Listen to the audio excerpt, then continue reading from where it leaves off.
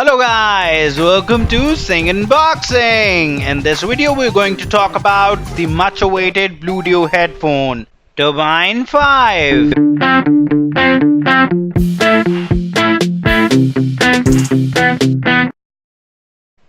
To stay updated with all the awesome tech we review, hit the subscribe button. Established in 2009, Bluedio is a registered brand in USA.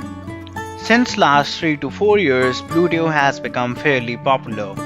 Not officially available in India, I got Bluedio T3 about 2 years back and I've never regretted the money I spent on it. But post that, Bluedio T4 proved as a dent on the shine of Turbine series entity.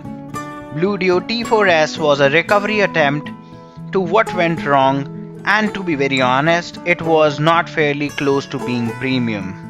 But now Bluedio has changed its strategy by spending less on packaging and more on the product, and the result we have is the Turbine 5.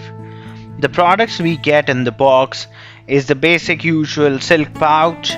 Next is the Type-C to 3.5mm connector and a Type-C charging cable.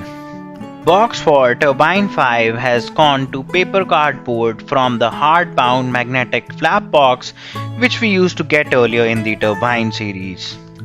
Something inside me was telling me that Bluedio did it right this time.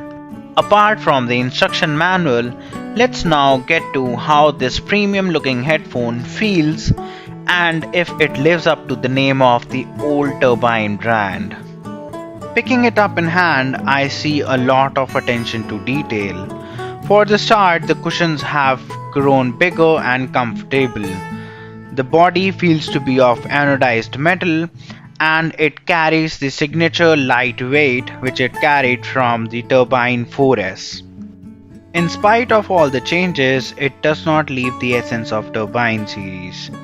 Comparing Turbine 2 to Turbine 5, we see Bluedio has come far way above that. The standard Turbine design, the cushy over-the-head bar, and the flexible and expandable headphone style. This is so like a Turbine. Just by getting this in hand, I've already fallen in love with this. Let's now see if there is some changes in the buttons or not.